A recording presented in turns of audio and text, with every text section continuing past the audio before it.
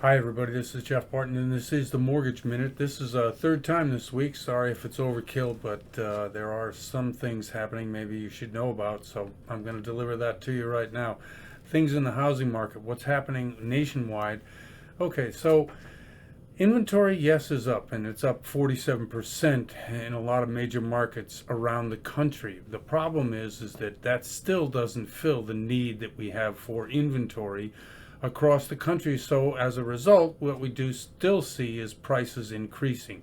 The prices increasing in most metropolitan areas are due to the lack historically in the last 10 years of housing.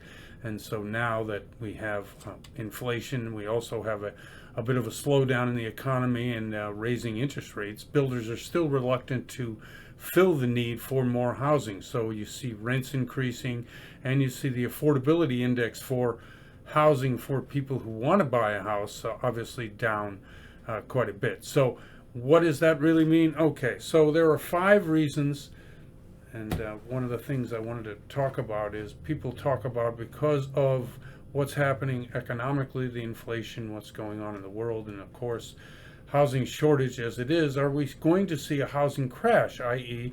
like we had in 2008? So the answer to that is not my answer. I borrowed this from a Yahoo article that I read about housing.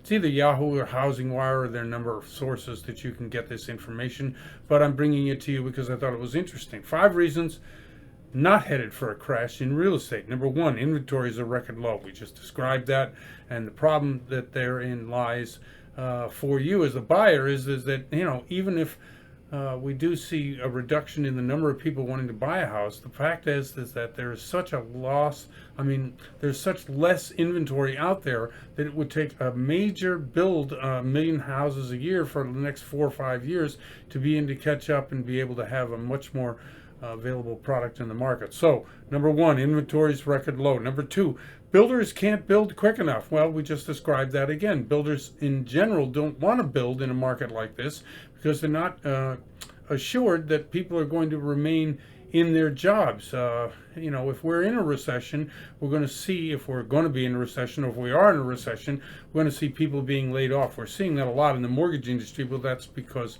refinances are down, obviously. Number 3, demographic trends creating new buyers. What we see is millennials big time wanting to get into this market, as well as his Spanish speaking or Spanish background buyers, as well as African American buyers, all of which are making more money than they were during the last 5 or 6 years and want to get into buying a house and get into the American wealth cycle. Okay, number 4, lending standards are strict. Yes, they are, and they have been strict ever since COVID. No, not COVID. Ever since the last Great Recession in 2008. People think that we've had stricter tightening of lending standards now. Well, they've actually been pretty strict during the last 8 to 10 years. Really, nothing has opened up the way it was in 4, 5, and 6, 04, 05, 06. And so therefore we have stricter lending standards. Number 5, foreclosure activity is muted. Yes, we had a moratorium on foreclosures for the longest time during COVID, and still in some areas. We have seen some lifting of that particular restriction, especially on the rent increases. So we're seeing more and more people being evicted from their homes. However, because of the foreclosure activity being muted, there are no large scale blocks coming on board in terms of housing for you, the consumer, to buy. Now, BlackRock has put together a $50 billion fund to buy anything that's coming on the market from foreclosure. And so they want to buy, as they did in the last recession, or a lot of big companies did, and then rent them out. It becomes a business model for them rather than solving the housing crisis, which again is a problem, but it does say that we're probably not going to have a housing crash. And number 6, eviction spike. Yeah, we talked about that just now. So those are the 6 things that show us that housing is not going to crash.